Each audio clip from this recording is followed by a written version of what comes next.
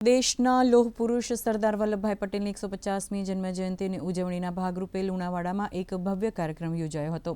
લુણાવાડા વિધાનસભા પદયાત્રાને પ્રભારી મંત્રી પી.સી. બરંડાની પ્રેરક ઉપસ્થિતિમાં લીલી ઝંડી આપી પ્રસ્થાન કરાવાયું હતું। આ યાત્રાની શરૂઆતમાં સરદાર પટેલ, ગાંધીજી અને આંબેડકરની પ્રતિમાને પુષ્પાંજલિ અર્પણ કરવામાં આવી। સમગ્ર માર્ગ પર દેશભક્તિના નારાઓ ગુંજ્યા હતા અને પુષ્પવર્ષા સાથે યાત્રાનું ભવ્ય સ્વાગત થયું હતું। કાર્યક્રમ દરમિયાન વિવિધ ક્ષેત્રના પ્રસિદ્ધ વ્યક્તિઓને આમંત્રણ આપી સન્માન કરવામાં આવ્યું હતું અને અંતે સૌએ સ્વદેશી અપનાવવાના શપથ લીધા હતા।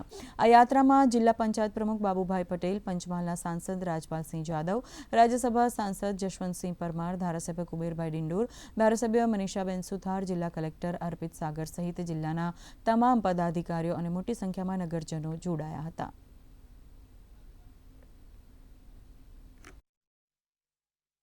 एकता यात्रा का संदेश लेकर जो 10 किलोमीटर की यात्रा यहाँ निकाली, सभी हमारे अधिकारी लोगों ने इस यात्रा में भाग लिया और हम सब मिलकर हमारे मोदी साहब जो राष्ट्रीय विचारधारा सम्माननीय सरदार वल्लभभाई पटेल साहब की जो राष्ट्रीय विचारधारा थी, राष्ट्र प्रथम, उस उक्ति को आज आगे बढ़ा रहे हैं और एक भारत श्रेष्ठ भारत का नारा देकर 2047 का भारत विकसित बने, उसके उपलक्ष्य में हम काम कर रहे हैं। समग्र राष्ट्र गौरवभेर उजवणी કરી રહ્યું છે। ઠેર ઠેર એકતા રેલીઓનું આયોજન થઈ રહ્યું છે।